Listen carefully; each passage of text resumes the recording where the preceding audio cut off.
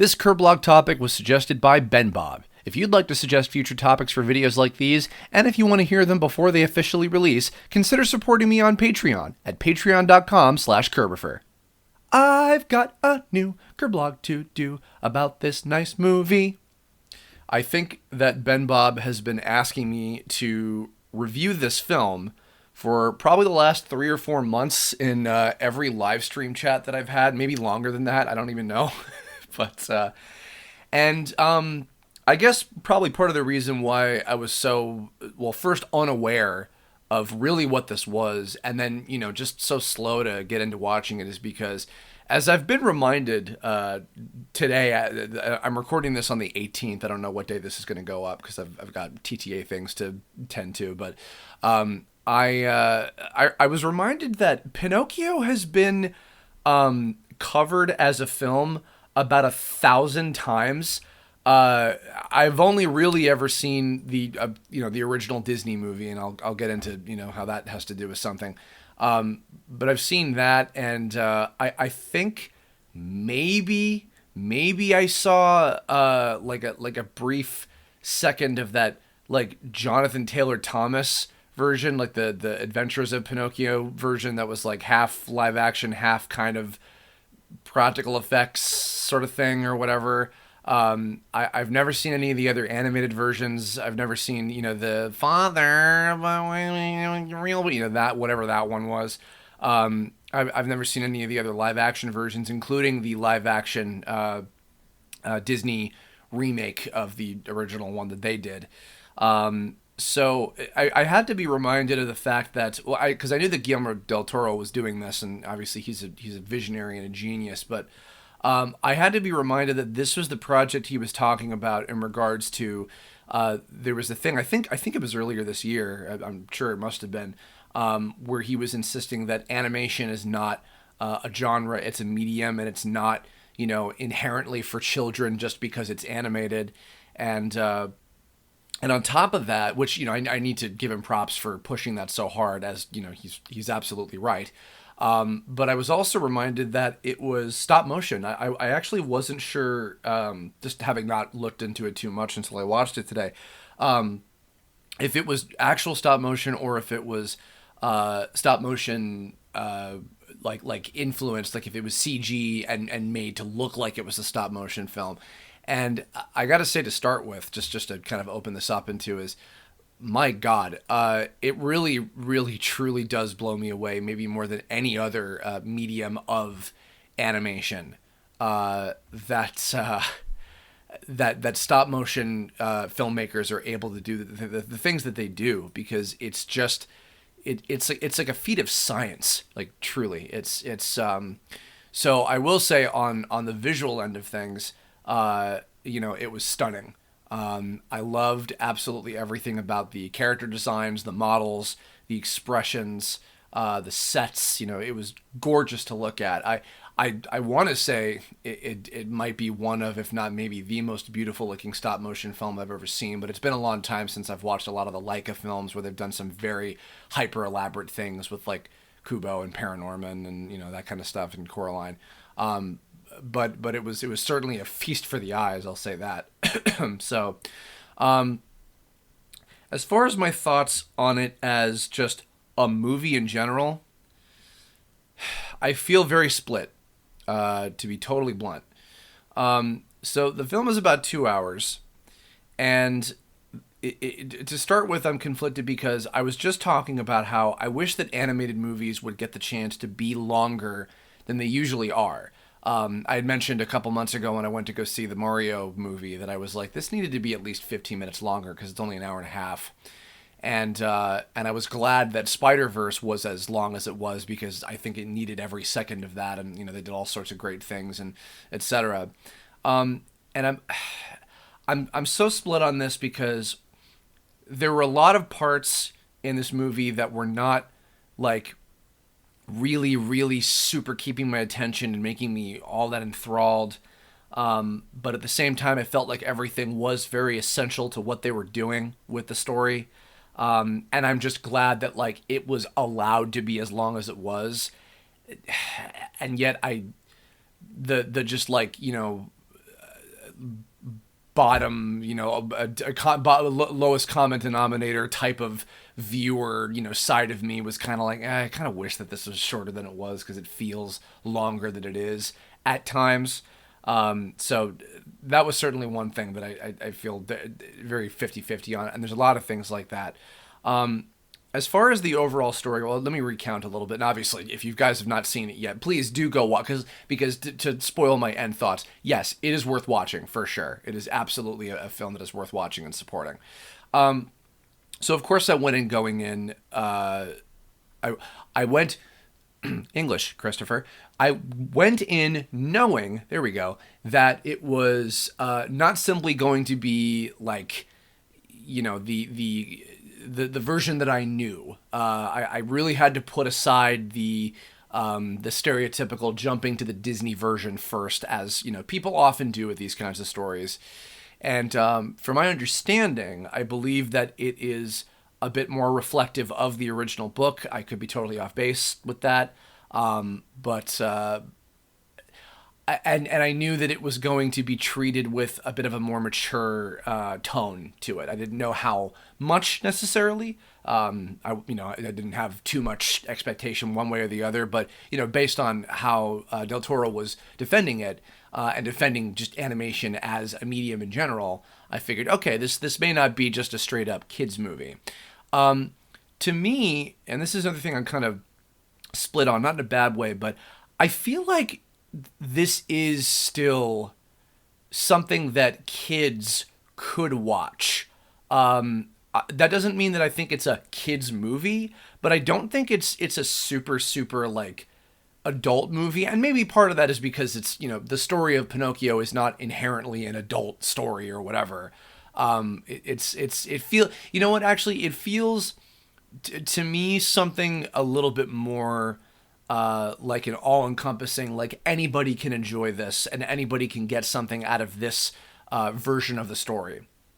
There were personal choices, again, especially on the visual side of things that I really liked. I loved the design of Pinocchio. I loved the very creative sort of like, he's made of wood but still very cute and appealing. And they did like the kind of curves of the wood where his hair would be, and like things on him not being, even. Like nobody had like a straight even design necessarily.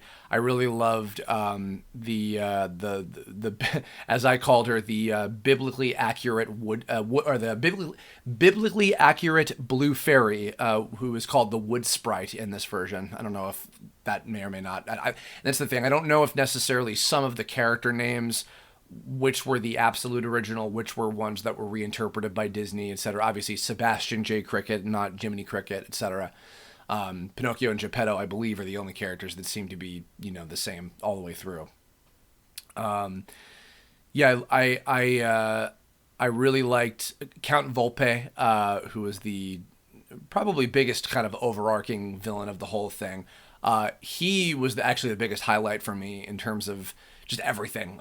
His design, his songs, his performance by Christoph Waltz, who I think I'm familiar with from Django Unchained, if I'm not mistaken. I could be confusing him for somebody else. I wasn't. He had this interesting kind of like, I don't know quite what the accent was, but obviously with a lot of Italian thrown in, I like that they were very centric on the it being in Italy. Also, shout out to Cate Blanchett as Spazzatura, the monkey. I was not expecting that. I went in immediately thinking, okay, what like cartoon voice actor is this, or is this like the sound designer at the animation studio? It's like, no, it's Cate Blanchett. It's like, oh, okay, sure, that's awesome, wow. There were quite a few. Ewan McGregor was fantastic. David Bradley, I don't know if I'm familiar with his work, but he was great as Geppetto. He gave him a really nice, kind of good balance of being gruff and with a big chip on his shoulder, and really, portraying the pain that he held with them from the loss of his son, which I believe that is something that's more from the original book, if I'm not mistaken. And again, please correct me in the comments, for the love of God. Another visual thing that I loved was the underworld design, and with the death character that seemed to be related to the Blue Fairy Wood Sprite character as well. Tilda Swinton did a great job on both of them. I liked the skeleton rabbit quartet that were playing cards and carting the corpses around and putting them up and etc. I like that they were kind of this recurring thing with Pinocchio, like semi making conversation with them, and they're just weirded out. That was like one of the funniest kind of highlights to me. The beginning of the film with, I went in figuring, okay, I know how this is going to go with the story of Geppetto and Carlo. Obviously, I'm like, I know this is going to end very badly for the kid, which is why I'm almost. It didn't like affect me too hard, but at the same time, I kind of appreciated that just like it cold opens with the son is dead. We're now going to show you what led to the son being dead, and this is really not so much for the sake of trying to tug at your heartstrings, but it's more so to emphasize just that Geppetto has a chip on his shoulder and is having to deal with his grief and doesn't know how to deal with it exactly. And then once Pinocchio was born, I knew what I was. Well, I thought I knew what I was going to be expecting for the majority of the film. The second that I saw the poster going up for Count Volpe, I figured, okay, this is the equivalent of the Stromboli, whatever his name was, the ringmaster guy that was putting Pinocchio in the puppet show. I figured, okay, that's going to be okay. I could know this is going to go. I don't know if they're going to do Pleasure Island or whatever. I'll get to that. I will say, and this is not exclusive to, because I feel about this sometimes with Disney films even, and they're like the gold standard, quote unquote, of this kind of thing. I wasn't crazy about any of the songs. I don't know if I would ever remember any of them. The kid that plays Pinocchio, who I'm assuming was also the singer, was extremely talented. He was so much fun, had so much life, really, really like embodied the spirit of that character, and what a voice. All the singers did a great job performance wise, but the songs themselves just didn't, I don't know. They really felt very forgettable. Some of them were a little repetitive at times. And even I was gonna say, I think like Count Volpe's song was the one that I enjoyed the most, and even then, I could not even hum a bar from it. As same thing with any of them, unfortunately. Count Volpe also and Spazzatura kind of doubling also as the fox and the cat guy whose names I'm forgetting. Again, I don't even know again if what I'm thinking for the Disney version are their actual names, but the guys that are on Easy Street that are trying to tempt Pinocchio and etc. That they kind of abridged all that together into one kind of easy thing. I appreciated that. I appreciated some of the liberties they were taking in terms of building the world. I did the first kind of major thing I noticed, of course, was the fact that they were not shying away from the religious overtone, not even overtones, the religious setting, staying accurate to the time, and then to my bigger surprise, the fascist society type stuff with the Podesta character in Candlewick, who Ron Perlman recognized him right away. He was fantastic. Finn Wolfhard did not recognize right away. He was fantastic too. That was a nice little treat to hear those guys in there. That was kind of a surprise to me. But the interesting reaction of what I figured was, oh, okay, society's not gonna, accept him because he's a puppet boy. He's made of wood and he's a freak of nature. He's just like, this. I did really love the fact that Pinocchio, like literally from his birth of just his first scene where he's dancing around and singing, he's just like, hello, I'm a nightmare creature, I'm a hellspawn, kind of. They really played into that, and Geppetto just not having it. And then the fascist military judging army dad Podesta, who is secondarily after, oh, he's a sin against human nature, to like, he's the perfect soldier, yes, absolutely, and now I'm going to project. And then how they had that kind of parallel with I'm projecting this stuff onto my son who's trying his best and can't impress me, and he can't make me happy, and how that kind of shadowed Pinocchio's relationship with Geppetto, of like, this my father figure, the person who I care about and love the most, wants me to be this thing that I can't be and that I don't want to be. I did like, a lot of you guys who know, by this point, my kind of taste in how films are done. I do like when the overall theme and the moral is always ever present. and it's not distracted by just like stuff. And I feel like they did unify what was from all the classic Pinocchio stuff into the through line of this entire thing. Although I say that, it's weird. Sometimes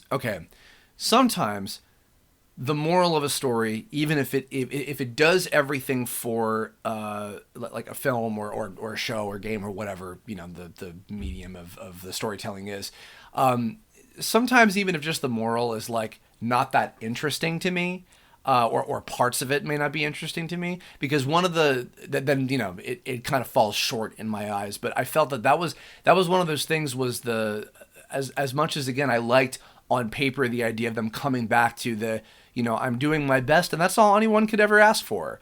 I like that and I agree with that, but I think that something about it just felt kind of like, oh, that's it. Like, it felt like, I don't want to say cheap. It wasn't resonating with me. That was something where I'm just like, okay, whatever. And I was more, and maybe this is, hypocritical or not even aligning to what I just described a second ago, but because I did like the fact that Pinocchio was just sort of like, you know what, I'm just doing what I want. I'm living my free life that I was given, and I want to do what I want to do. And whatever way people want to define that as, of good or bad, I just want to live my life. But then when I'm taught, okay, something happened that was bad, and I'm punished for it by, I'm backed into a corner, and so I need to make something up and lie. And then, of course, we go back to the classic trope of, his nose grows. Then, that I felt was a good usage of that. And I think that was nice in terms of keeping everything focused. And just the stuff that was happening with that was resonating with me more than Sebastian J. Cricket just kind of spelling it out at the interim. A big highlight that, and again, I don't know if this was necessarily more accurate in the book or whatever. I don't, because I was watching it with Michaela and Courtney, Toxic Soul and Invader Scar earlier, and we were waiting for, all right, are we going to Pleasure Island? Are we going to, see people getting turned into donkeys or whatever? Is that what's going to happen next? And the fact that in place of what I was expecting there was the sort of military, youth center camp thing, and the paintball training program gone wrong, and etc. I will say I liked it overall. I felt that the little exchange where the dad is telling Candlewick to like shoot the puppet when it's like, yeah, we tied, and etc. And like just him choosing to do that felt just very like, okay, whatever, and then he doesn't do it. Cool. I felt like that something else could have been there in place to maybe better get the point across. I don't know. It just, that was another thing where I was like, oh, that was weirdly distracting in the middle of otherwise this sequence that I liked. Okay. And actually circling back, I got another fun highlight. When Pinocchio, cause I did also like, at least what I seemed to notice is that there was a through line of, people keep telling me to obey, to obey, to obey, to obey. Like, that's what it means to be a good person, is to obey. And then I'm not happy because I'm not doing what I want to do and I'm not living my life. And so one of his little revenge schemes, which I was surprised by, and I was happy to see that Spazzatura the monkey ended up being a good guy. I was not expecting them to go that route. And the scene where he is communicating, I think Spazzatura was a he, with Pinocchio through the other puppets that he was controlling, and like kind of talking with him and expressing things through that because he can't speak normally otherwise. I thought that was really clever and cool, and that was a nice unexpected sort of twist, and then all leading into them working together and having the poop version of their song they performed in regards to Il Duce Mussolini. Performed so aptly by the legendary Tom Kenny, that's got to be the role of the role of his lifetime to do that. So, then the Monstro stuff, because I'm an idiot, and of course, this is all I can ever think of. I was just reminding me of like, haha, when they have to escape Majin Buu, and there's the little blowholes that they have to get out of when they're tiny or whatever, because of course, and no one was surprised, and everyone closed the video out when they heard that. But yeah, I was actually kind of glad that that part didn't go for as long as I was kind of expecting it to, because I knew that there would be, a little bit more to the end of it. I did like the device also of Pinocchio sacrificing himself. I was kind of confused about, so when he makes the decision to break the rules and not obey, and he becomes a real boy, and he stays as a wooden puppet person. I want to imagine that there was like some kind of, very specific decision behind why, other than, maybe just, it's easier if we just use the model that we have. We don't have to make it human. I don't want to assume it was that, because, I'm sure they had a budget, but having, and you know what? And even I admit my, like, being almost let down by that. I even wonder, like, oh, is that just me, like, being so hypnotized by the Disney version is the only one that exists and that's it, when it's like, well, it doesn't, not everything has to be the Disney version. Like, that's part of the point of this, and it's part of the point of any other, film director's vision of wanting to do a reinterpretation of that. You know what I mean? So I don't know. But that was one thing that caught me off guard a little bit. And then, but I did like the through line of he sacrifices him. He breaks the rule, becomes real, sacrifices himself, and dies. And then Sebastian uses his promised wish to bring him back to life. But I think the other maybe reason why, no, I'm remembering now. So we were all very like, wow, man, what a bummer. Like, after we had this emotional scene with Geppetto saying, that he loves Pinocchio, and I was affected, I teared up a little bit. And then I'm like, okay, so there's clearly going to be something beyond this. So what will it be, right? And the sad idea of Pinocchio outlives everyone he loved. We see Geppetto and then Sebastian and then Spazzatura all pass away, and Pinocchio doesn't age. And they even say, like, it literally, the end of it is, oh, do you think that he died someday? I think he probably did. And then the pine cone falls, life, whatever happens, and then it's over. And I'm like, wow, cowabummer, dude. Like, we all just kind of looked at each other and we were like, oh, okay, I guess that's it. So that's the other kind of confliction was, by the end, I appreciate, okay, I think that what all this kind of amounts to is that I appreciated this movie a lot, genuinely. I appreciated what Guillermo del Toro tried to do with this. I appreciate that it's a beautiful looking piece of art. It's masterfully animated. I appreciate the fact that this studio and the whole production kept stop motion animation alive, because it is an absolutely incredible art form that should be appreciated forever until the end of time. And I think that overall, it's a good movie that is definitely worth watching. But I don't see myself watching it again, because it just didn't do it for me. For some reason, it didn't resonate with me to the extent that I was hoping. I don't know.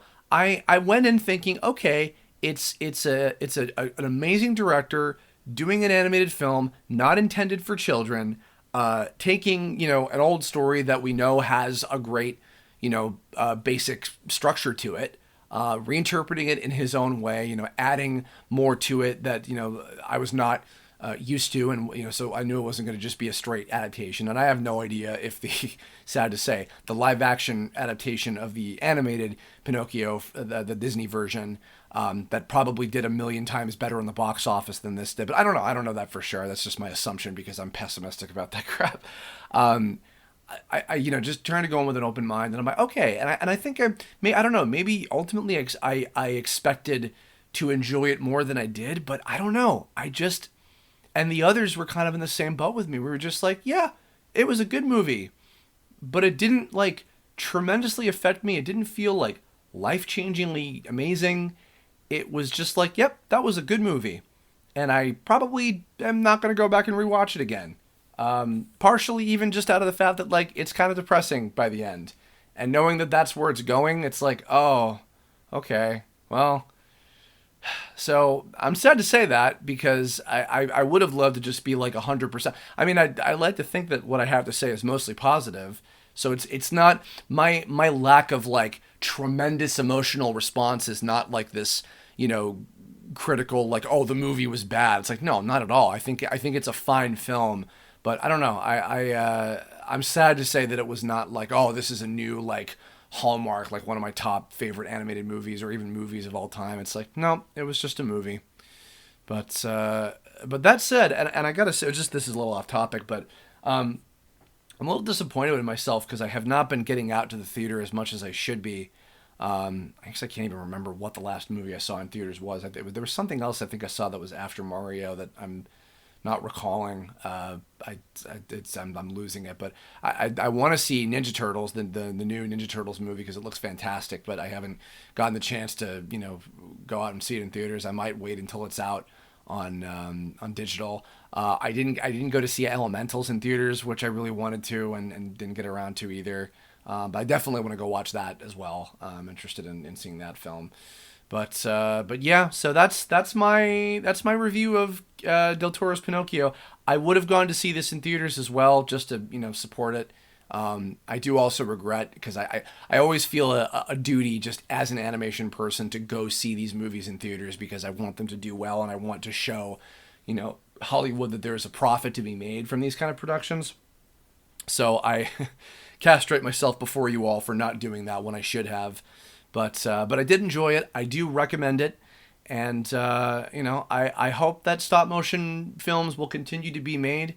I don't know if Leica's still doing stuff. I don't know, like, what, kind of the rest of that community, may or may not be doing.